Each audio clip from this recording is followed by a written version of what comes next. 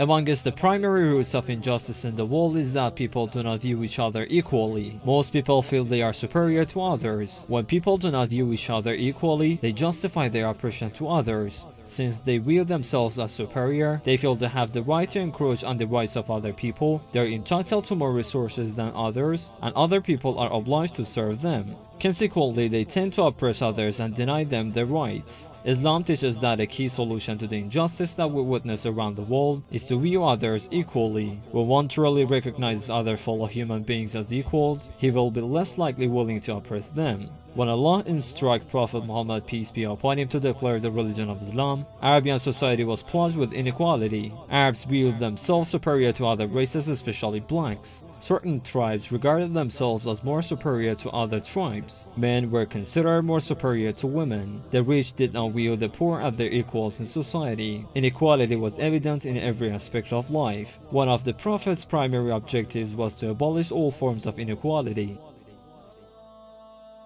As for racial inequality, the Prophet preached that all races were equal in the eyes of Allah. The only factor that distinguishes one from others in the eyes of Allah is piety and faith. He once said an Arab is not superior to a non-Arab except by piety. The only criterion for superiority is fearing God and observing His commands. In another narration, the Prophet said believers are like the teeth of a comb. They are all equal in their rights and obligations, but they can achieve superiority through their deeds. To vividly demonstrate racial equality to the world, the Prophet deliberately gave certain positions to individuals from various races so that everyone realizes all races are equal. The Prophet embraced all races and treated them equally so people learn to rise above their racial differences and view each other as equals. As for economic equality, the Prophet distributed wealth justly. He did not practice favoritism or nepotism. The Prophet also taught his companions to remove barriers between the rich and the poor. Once the Prophet was in the mosque speaking to a circle of his companions. Indeed, the Prophet strove to abolish all financial and economic barriers. In that early Islamic society, the rich and the poor were equal and they enjoyed the same rights and privileges. No system in history guarantees equality like the Prophet's system.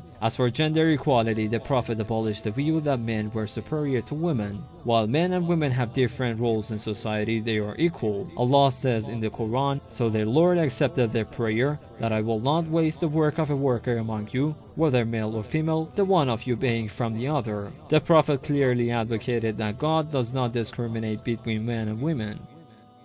If they both do good deeds, they will be rewarded equally, and if they both sin, they will be punished equally. If our societies in the world today only abolish the superficial barriers they have created and truly view all humans as equals, most of our global problems would be solved and global injustice would be minimized. Only one factor determines one's superiority, and that is one's faith and good deeds. In a beautiful narration, the Prophet said, "God does not look at your looks or your wealth. Instead, He looks at your hearts and deeds." If people want to be superior in the eyes of Allah, they must compete with each other to offer good deeds and strengthen their faith.